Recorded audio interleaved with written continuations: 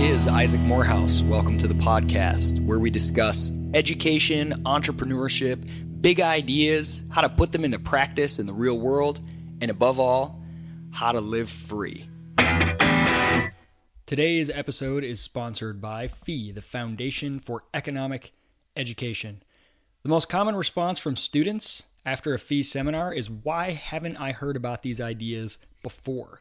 If you're between the ages of 14 and 26, if you're new to economics, if you want to acquire the superpower of economic thinking that will help you see the world in a whole new way, join other top students, very bright young people, successful business leaders, great teachers, professors from all different disciplines and walks of life who all share the power of economic understanding and economic thinking, and discover the relationship between personal and social wealth and the virtues and principles of an enterprising life of a free and vibrant society. FEE is a phenomenal experience, I should say, that comes with no fee. Oh man, there's so many plays on words here. No, the cost of tuition for a seminar is $79. However, that includes meals and housing, but there are also scholarships that can cover that in the application, free application, and there's even travel reimbursement scholarships. So definitely check it out at fee.org, fee.org/seminars. This year, in 2016, there are 10 different seminars with 7 different themes in 7 different locations. Again, ages 14 to 17 seminars, as well as 18 to 26. You can go to seminars on entrepreneurship in Grand Rapids, Michigan, basic economic thinking in Rome, Georgia. They've got conferences in Fort Myers, Florida, Orange County, California, Durham, New Hampshire, Austin, Texas, Clemson, South Carolina. Exploring everything from whether markets are just to how do markets work to how can you as an individual take that information and make the world better, make your own life better, and make the lives of everyone better and freer. Check it out, fee.org. Phenomenal organization, phenomenal events, fee.org/seminars. When you fill it out, put in there that you heard about it from the Isaac Morehouse podcast.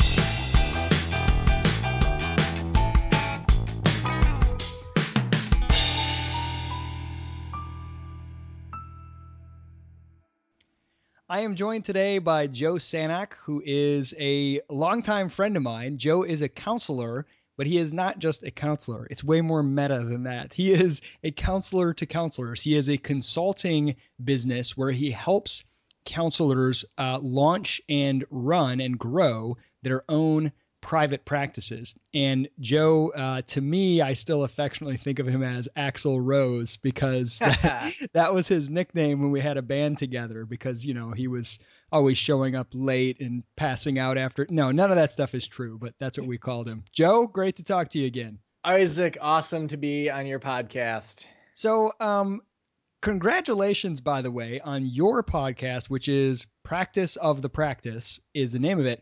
And it is, you launched it, when did you launch it? Yeah, it was 2013 is when I launched it, but in 2014 is when I really started doing it every single week. And we just passed 100 episodes. We're up to 110 now. And you're the #1 podcast in your category. Is that correct? Yeah, for counselors in private practice. And then my other podcast, the How to Become a Consultant podcast, is a 5-day-a-week podcast. And that season is just wrapping up. And it's been going since July. Wow. So that's on not just, so you're consulting people on how to be a counselor or run their practice, but then you're consulting on how to be a consultant. Yep. It's always, that's one thing that I definitely share with you is that desire to always go like one step further removed and get, you know, don't give a man to fish, teach a man to fish, you know, raise the money to buy the factory, to build the rope, to build the nets, to help people catch millions of fish, you know? Yeah. So, So this is very cool. That's where, I mean, so much more money is too. And not that it's just about money, and we'll talk about probably lots of different things today, but I mean, if you can, like counselors, the average counselor charges, between $100 and $120 a session. So if I can teach them how to raise their rates and have a more efficient business, I can then charge more than $100 per session. I can charge $500 a session. Yep. And then if I teach people how do you become that type of consultant that makes $500 a session, I can then charge them more than $500 a session. Yeah, you're getting all that leverage by being at a point that is a point in the funnel that eventually reaches so many more people than you could individually as just a practitioner. So before we get into sort of what you're doing with Practice of the Practice, which you can find practiceofthepractice.com, a lot of great material that Joe has there, his podcast links and everything. Before we get into that, I want to kind of get a little bit into your story. A little bit of you growing up in your sort of early years. Did you always want to be a counselor, or how did you kind of fall into that? And were you always sort of entrepreneurial, and how did those two things emerge? Yeah, it's funny.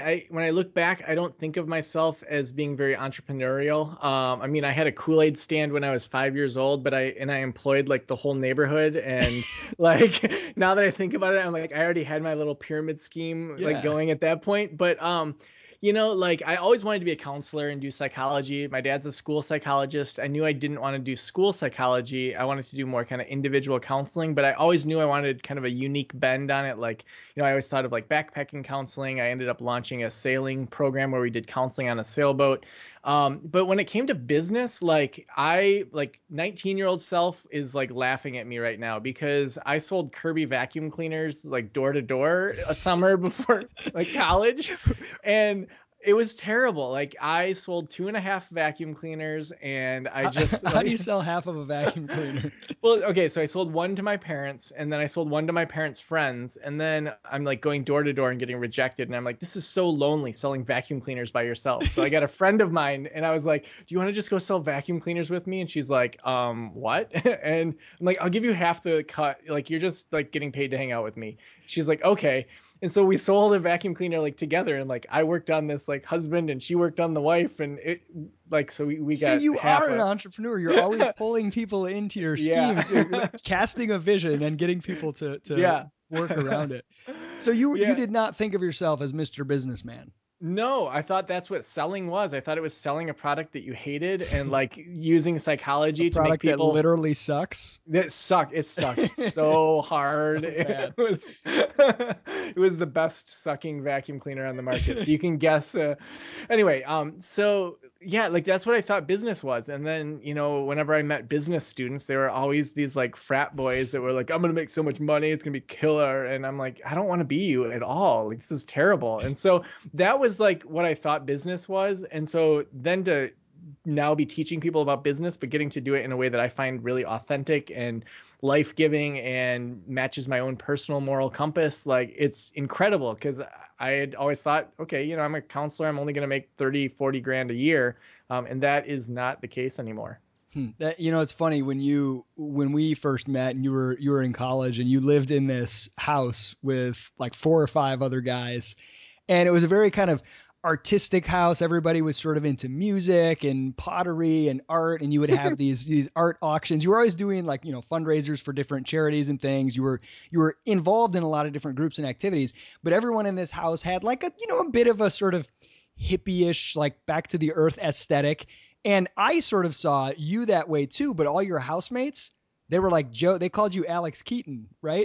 You were like Mr. Business, like in their mind, you were like Mr. Capitalist. So that's clearly always been there to some degree. Yeah, they called me Little Reagan. My grandma, actually, it's funny you say Alex. I had forgotten until you just said that her nickname for me, like she would call me Alex because of Alex Keaton more than like any other name. She wouldn't call me Joe, really. She'd be like, oh, Alex. So for our younger listeners, who's Alex Keaton? So Michael J. Fox's breakout role was in the show Family Ties in the 1980s, where he was being raised by a hippie couple that I think they were married, but they were just these hippies, and he was a super Republican money kind of person. And so it was like 2 very different types of people living under the same roof. So you went to school to become a counselor, and that was something you were interested in. But you, as you said, you were always interested in putting some kind of twist on it, involving it with some like outdoor activities and things like that. So what happened after you finished your schooling? What was your immediate next step professionally? Yeah, so in 2004, actually my wedding day and my day I graduated from my master's program was the same day, and so I went to my wedding. Always a smart move there. And then we moved to Michigan's Upper Peninsula, and I got a kind of standard first job out of counseling grad school. And so I worked at a residential facility, made 30 grand a year. My wife was in school. We paid for that. That was about 10 grand. We paid off 10 grand in student loan debt and then lived off of 10 grand. And we lived in this really small A-frame like house where the window wouldn't shut in the winter, and we had to sleep with like hats on in our sleeping bags. And like it was so small that Christina could touch one wall, I could touch the other, and I could put my hand on her shoulder. Like there was two windows in the whole thing. And so we just lived super simple, paid down student loan debt, and I got some experience and saw what I really liked in jobs and also what I really hated. And kind of just kept thinking like, what's the next move here? And after that, moved back to Kalamazoo. There was an opportunity there, and joined a private practice. And that's when I think I really started to see, wow, there's something to this private practice. I really like the autonomy. But I always knew like, okay, right now is not the best time because, my wife was in grad school at that point. We were still paying down student loan debt. We wanted to move back to my hometown of Traverse City. And so it just wasn't the best time to kind of go full tilt into that. But I just started reading a lot more during that time in kind of a planning phase. And you, it's probably really surprising to people, or they wonder how were you able to pay down student loan debt and live on a pretty low, an entry level salary anyway. You've always had kind of a mind. You've always been very frugal and very in control of your personal budget. Is that something that is just wired into you, or have there been books or influences or habits that you've sort of taught yourself to try to keep on top of your personal budget and finances? Well, I think what's really interesting now as an adult looking back on my childhood. So my dad, he's a psychologist, but also he's the first generation, oldest family of five. He was raised by, parents that lived in kind of the Polish area of Detroit. They were hard workers, but he was the first generation to go on to college, and he got his doctorate. And so I think he really, and my mom, who she came from kind of your typical white, kind of Protestant family, they both had really strong work ethic. And so I remember like in second grade when I wanted to skateboard, they're like, well, you got to figure out how to make half the money for it and we'll match the other half. Or if we we're going to Disney World, we'd have a jar 6 months ahead of time, like put your nickels in there so that you have money when you're at Disney World. And so it's like, I'd make money and I'd put, a little bit, in my tithe, I'd put a little bit in the jar for Disney World and a little bit for my candy jar. And then it's like, that was always just like part of how as a family we thought about money. And all three of us kids like are really smart with our money. We really value money, even as we make, a lot more money than we may have expected. All the way through, it was just like, well, how do we make the most out of this? And then also for me, it's, having traveled like, you, Isaac, you see the world and you see how much money it takes to live in other places where people are making $1 or $2 a day. And it's like, for me to live some crazy extravagant lifestyle and to like live in debt when I'm in America, like it's just ridiculous. Yeah. I think there's this website called the globalrichlist.net, and you can put in your salary and it'll tell you like what percentage you are richest of the world. And I think it's if you make more than $10,000 a year, you're in the top 25%. It might be might be $20,000 a year. You're in the top 25%. But if you make like 80,000, you're in like the top 1 or 2% of the world. And so when I think about like that, like our toilet water is cleaner than most of the world's drinking water, like to go out and just spend tons of money on just stupid things that aren't going to give me happiness anyway, it just seems really ridiculous. So it takes a lot of self-knowledge to know what does bring you happiness. For you, how would you define, what are the things that really bring you fulfillment and that you're trying to get more of? Yeah, I mean, I think that for me, it's feeling like a good father to my kids. So I have two daughters. They're 1 and 4.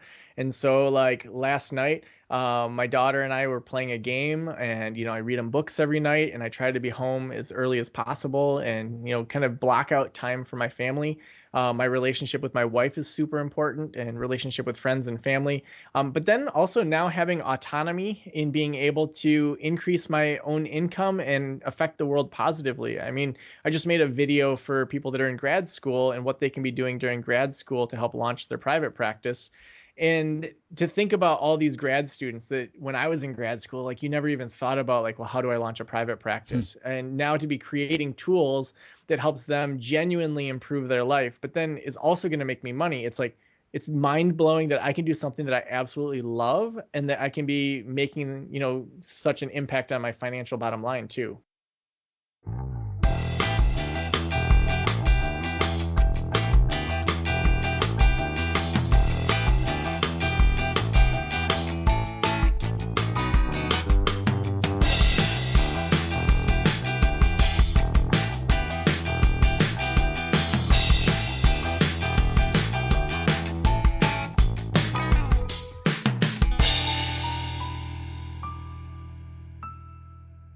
Praxis is proud to sponsor this episode of the podcast. Praxis is about living the life you want, living on your own terms, getting off the conveyor belt. What does that mean specifically? If you're a young person, high school, college age, you've kind of been taught that there's a conveyor belt. You sit down, you shut up, you obey the rules, you get good grades, and you'll be moved along and then eventually handed a ticket to a job and a house and 2.5 kids and a bunch of debt. That's bullcrap. You need to create your own life. You need to decide what you want. Look at the opportunities around us that are more plentiful than has ever existed in the history of mankind. And you need to get out and start exploring and experimenting. Stop doing things you hate. If you're bored in the classroom, if it's not bringing you any joy, get out. Engage with the world. Try some things. If you get accepted into Praxis is a highly competitive program. But if you get accepted in, we will place you with an entrepreneur at a growing dynamic business where you'll be working 30 hours a week. At the same time, you'll be going through a series of professional development challenges to meet your goals that you've set out. You start the program and say, here's what I want at the end. Here are the tangible outcomes. I want a job offer. I want to launch an online business. I want to, whatever it might be. We take that and use that as our measuring stick to decide whether we're doing our job.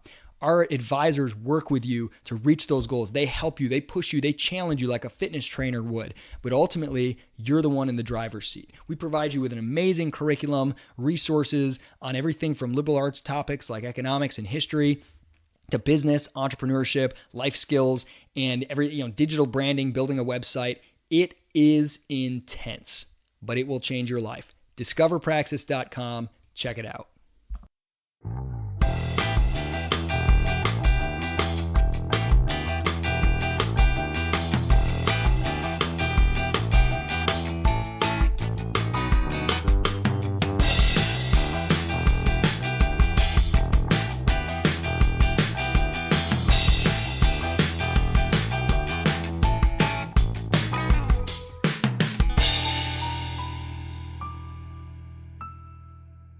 You mentioned a little bit, now I want to get a little bit back into it, this transition, because counseling is one of those industries where it's sort of easy, I think, to fall into, okay, it's got a lot of sort of hoops to jump through, a lot of certifications. You get your undergrad, you get your graduate degree, you've got to get a certain number of hours, and there's always kind of another level, almost like being a pilot. And if you just focused on getting to those next levels and not stopping to think like, wait a minute, I could run my own practice. I could build a business, not just gain a specialization.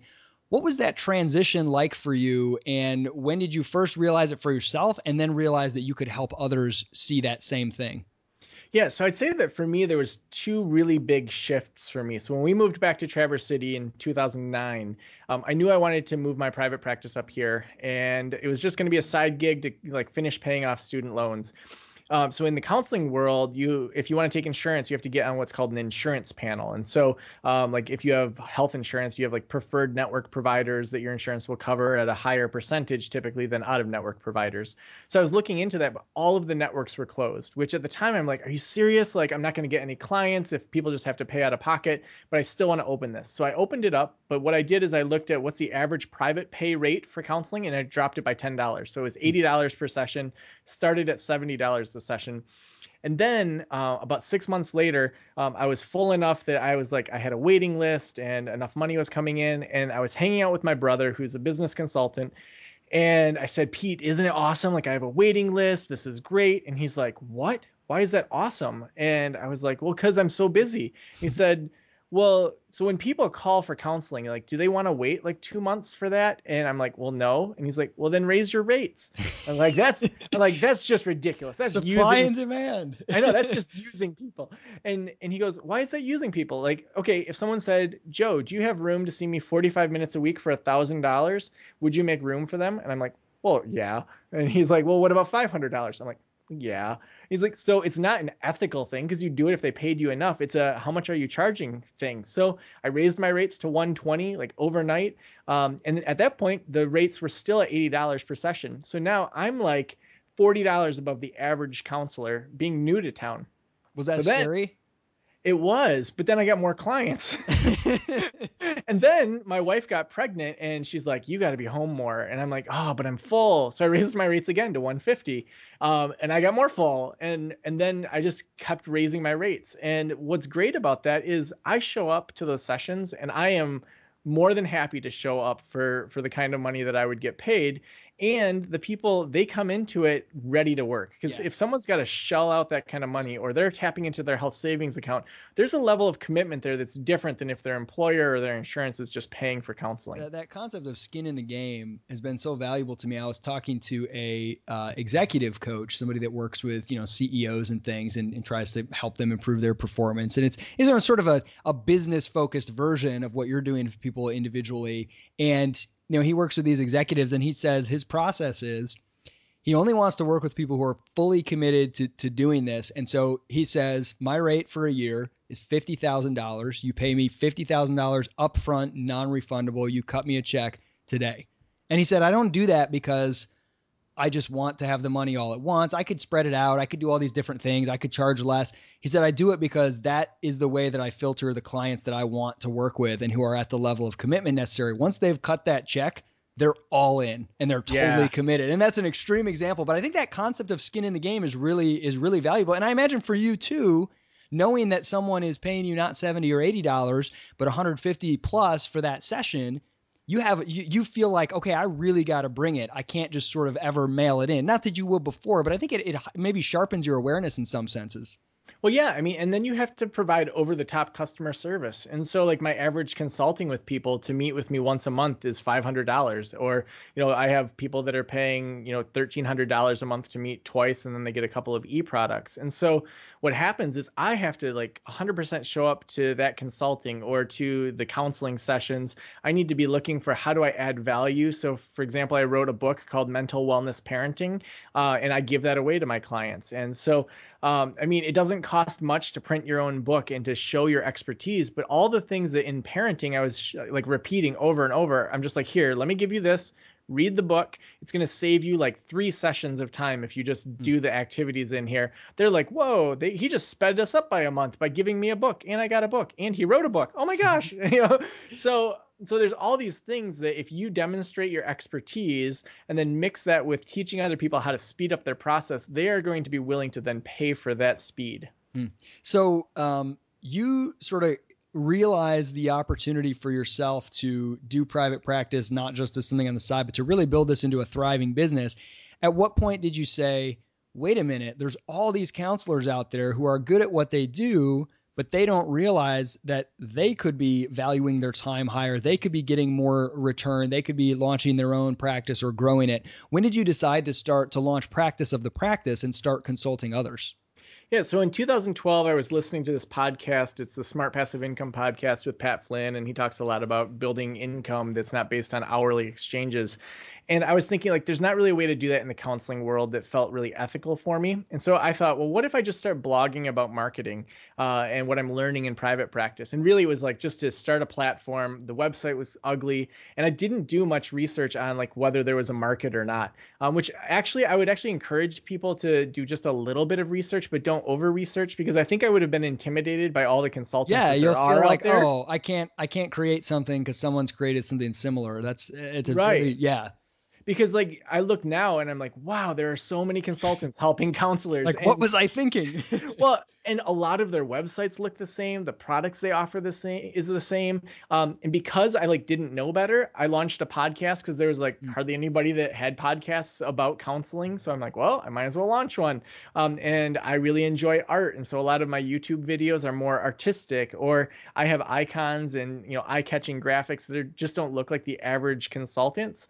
And so by really letting my own unique personality come out and not getting intimidated or worried about what other people were doing, I think that's what really helped people see me as a unique individual in what has become a very crowded space for consultants. So there's a mindset that I think is required to do what you did. The transition from, oh my goodness, look what I can do to grow my business.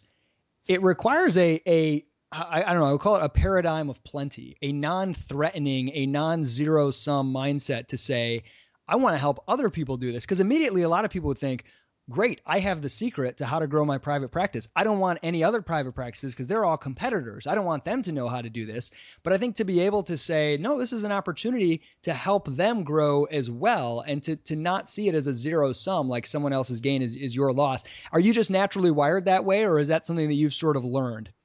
I would say I'm naturally wired that way, but I think I've also learned it through experience. Like I don't like being in conflict with people. I don't like worrying about what other people think. And so for me, I think the analogy that I really like the most that has kind of helped me conceptualize it is that of sushi.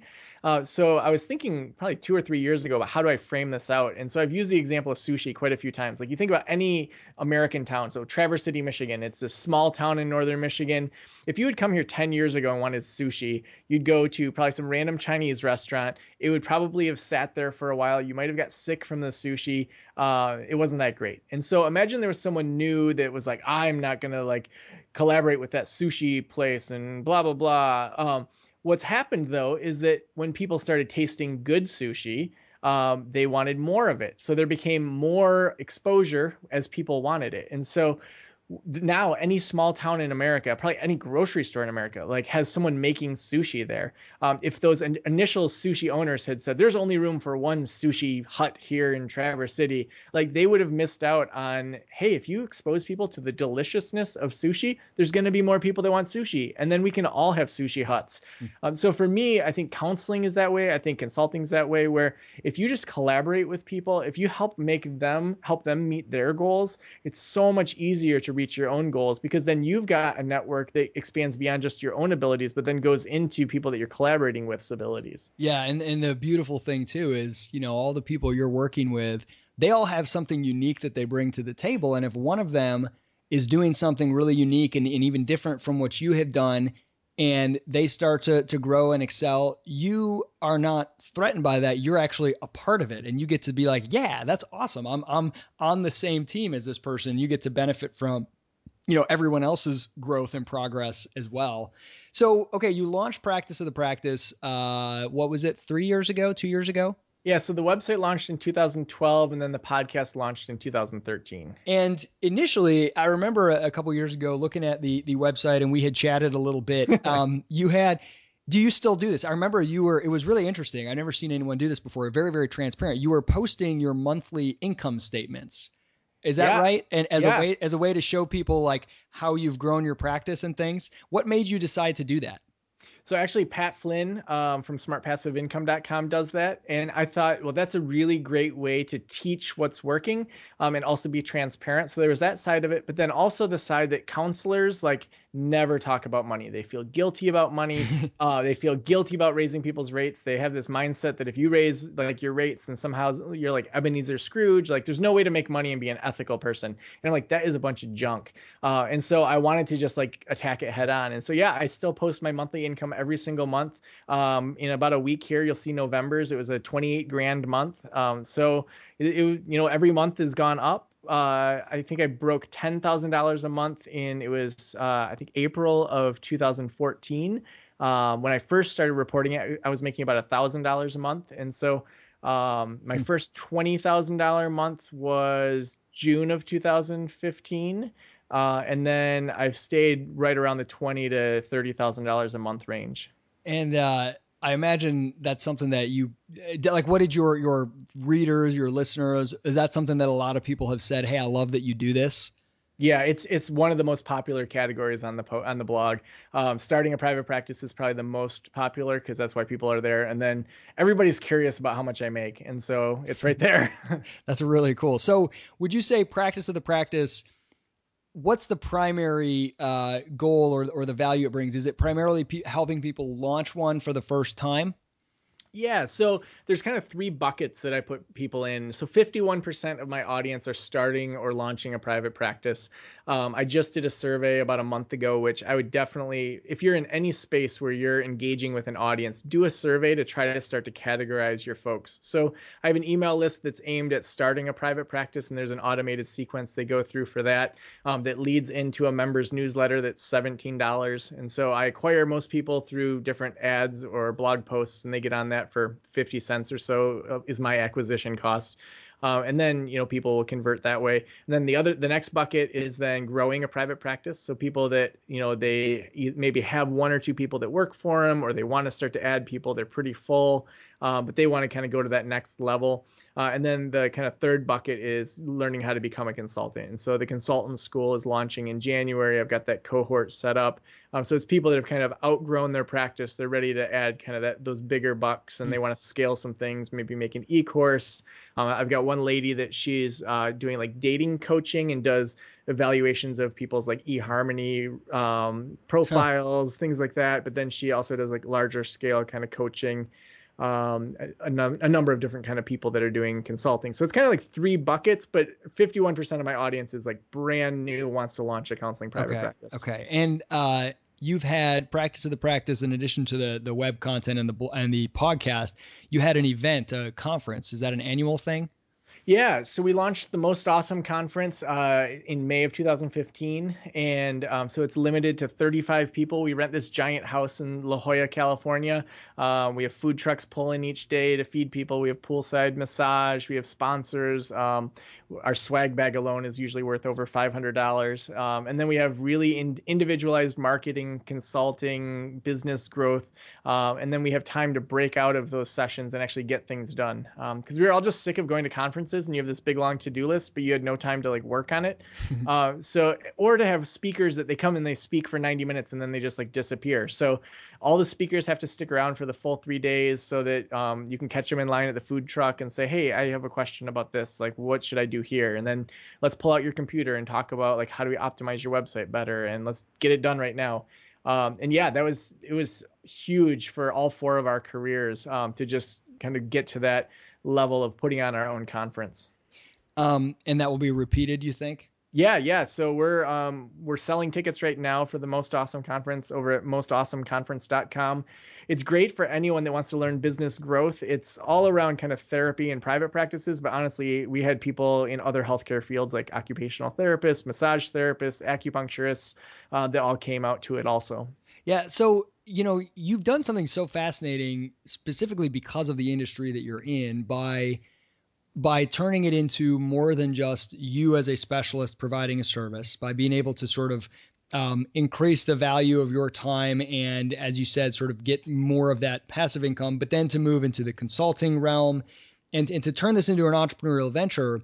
But is there something in the industry, in the counseling industry, there's a fundamental limitation, I imagine. So, I mean, even if you have maybe, half a dozen people working at your practice under you, and you can kind of coach them in your methods and things, but there's something unique that you bring into a session that someone else can't. So it's not infinitely scalable. How do you overcome that and grow a business beyond, because I think a lot of people who have specialties, whether it's in, writing or coding or counseling, something that what they bring to the table is their sort of billable hour.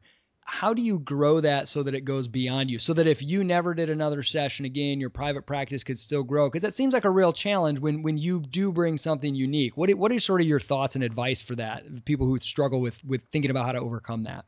Yeah, so I was on the Conscious Millionaire podcast recently with JV Crum III, and he was talking about how what got you to six figures is not going to be the thing that gets you to 200,000 or 500,000 or a million. And so the methods that have got me to six figures, like I need to shift how I continue to move forward. And so thus far, it's been like a 1-to-1 where, one person wants consulting, I work with them individually.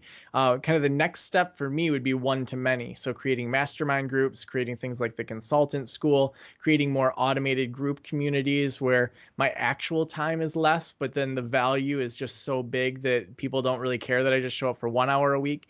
And so that's where I think that really looking at how do you still give immense value without it having to take up your individual time. And so that can look differently in any industry. But I think that in general, if you're looking to kind of up level what you're doing, creating some sort of digital product is really just a great way to do that. So that could be something like a SWOT analysis. That could be some sort of white paper, a report that brings together a number of data points, something that's really hard for someone to monetize. People will say, okay, so I'm meeting with you for 45 minutes a month and it costs this much. Well, yeah, but you're also getting these 10 other things. You're getting my infographic package where you can then save time and put your own branding on it. I've got my paperwork package that usually sells for $200 and you're getting that. So these are all digital products that don't cost me anything that I sell maybe at a premium individually so that I can give them away within consulting to add the value. Yeah, and that is absolutely a mindset shift. I was recently listening to Dan Sullivan 10X, what is it called? 10X growth or something like that, the 10X podcast. And he was just saying how if you think in terms of 2X, okay, I want to double my growth, whether it's business, personal goals, whatever it is, you're going to be beholden to the past. You're going to look at what you did previously and say, great, I need to do 2 times more of that. But if you say, I need 10X growth, you suddenly realize that's not doable. So now you have to look to the future and you have to imagine the future that you want and then work backwards from there and say, okay, what do I need to do to get there? And it kind of breaks you out of the pattern of just doing more of what you already were doing and seeing that as the only way to grow. It's a mindset shift, I think. And that's really powerful. Yeah. And I think that's where there's certain things that you're going to do that you're going to say, okay, for me, just to like learn some of these concepts, maybe for you, it is like 2 times growth. But there is a certain point where you say, like, what could I do that just is totally different than what I'm doing now that might work based on what I've already learned? And so for me, that was, okay, I want to have first $1,000 day. Okay, then I want to have a $20,000 month. Okay, I want to see if I can get a $20,000 day. And so what does it take to make a $20,000 day? Like, you can't do that doing consulting. You can't do that doing counseling because you just have to work so hard. And so I then would have to create some massive launch of an e-product of, some sort of other product, something that provides value.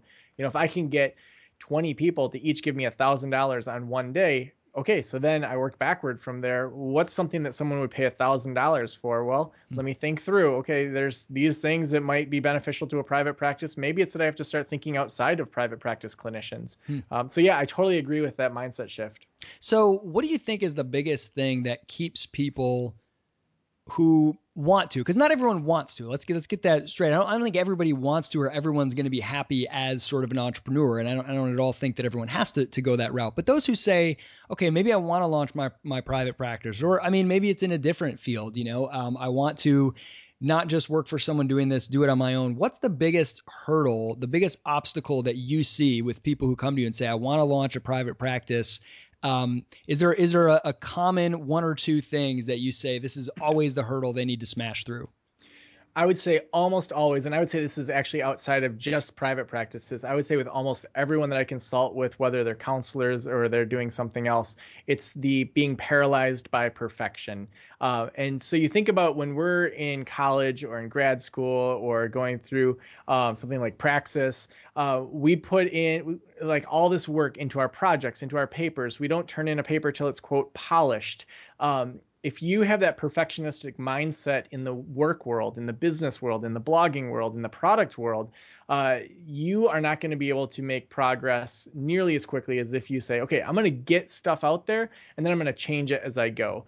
So the idea of moving from being paralyzed by perfection to getting things done is just such an immense mindset shift for most people. But once they realize that they can get results with things that are 70% of their best or 90% of their best, or maybe it started at 50% of their best and then they went back and retooled it and now it's 100%. But hey, I've got 3 more months under my belt than I would have had if I had just waited till it was perfect. That when they make that mindset shift, it totally changes their outcomes of their business. Yeah, and I'm glad you mentioned Praxis in that sentence, because that's actually, you know, we started with something that we wanted to be different from school in that regard, and not having this sort of assignments and grading and test, and it didn't, but it's shifted even more radically to now where, because we want this to be an education that is not separate from the real world. So you're working, but even on the curriculum side, we're working with participants and they set their monthly goals. And so like for 1 month, maybe they want to build their website and launch it. And it's like, okay, blog every day for a month. It doesn't really matter. No one's going through and giving you a grade on your blog post or editing it. Just the ability to ship it is such a big hurdle. Whenever I hear someone say, I want to launch a blog or I want to launch a website, but I'm working on it, it's not ready yet to be launched. And I say to them, I've never met a single person as an individual or a business who likes their current website. Nobody likes it's never good enough. It's never there, but you've got to have it live. You can't wait till it's perfect, because it won't be. And so it's shifting that mindset from getting it right to getting it shipped and getting it out the door is really, really powerful. And it's a huge, huge challenge. So do you see yourself expanding perhaps your consulting to maybe some other medical professions or other industries outside of private practice counseling? Is that something that you're kind of toying around with? Yeah, so already I'm teaching people how to become consultants, and so that's in any industry, not just for counselors. Right. And because I think that within the counseling industry, there's some people that I think definitely should be doing that. But if they're just going to like copy other people, it's like, well, like, no, do something that is unique.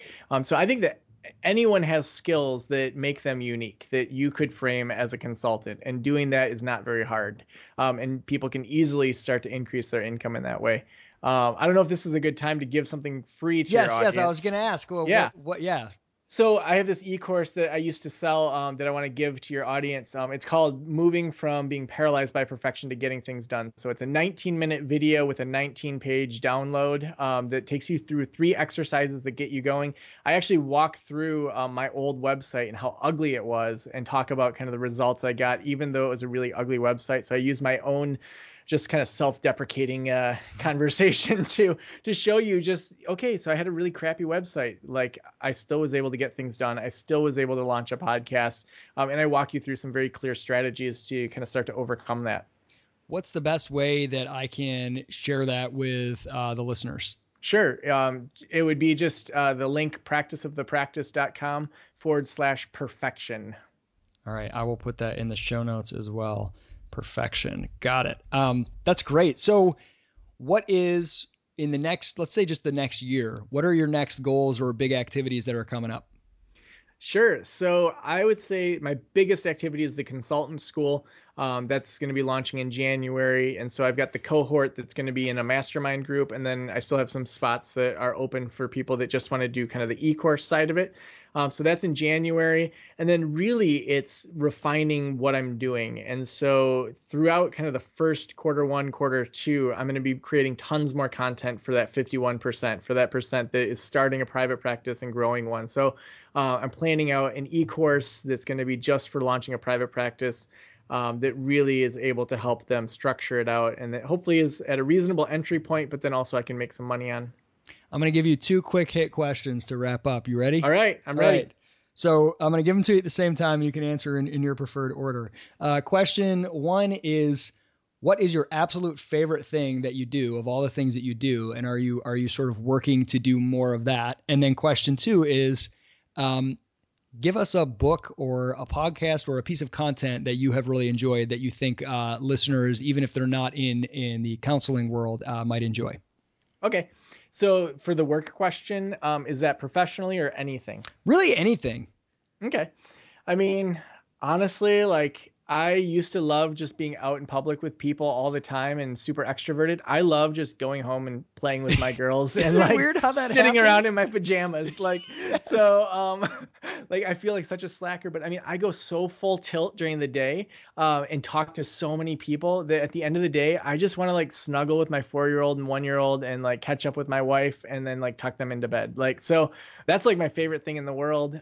They're such a special age that like I wouldn't give that up for anything. Yeah. And then the book side, anybody out there that wants to grow either in a job that they have or as an entrepreneur, so that's anybody listening, should go read the book How the World Sees You by Sally Hogshead. What's amazing about Sally's writing is that she's a former marketing person turned like armchair psychologist sort of, where she has taken the idea of, like the strengths inventory, the Myers-Briggs, all those things that we've all done, but she's flipped it where it's when you're at your best, how does the world see you? And it's been incredible. I use it with all of my team. You get the assessment as part of the book, and I would recommend buying the whole book so that you get the assessment. And then I bought a package for my team to go through at Mental Wellness Counseling, and it has been a total game changer for us to understand kind of how we are when we're at our best, and then also how other people are when they're at their best. Joe Sanok, this has been wonderful. Thank you so much. You can go to practiceofthepractice.com. You can also find the podcast on iTunes. I appreciate you taking the time to come on and talk with us. Isaac, this was awesome. Keep up the good work. You too.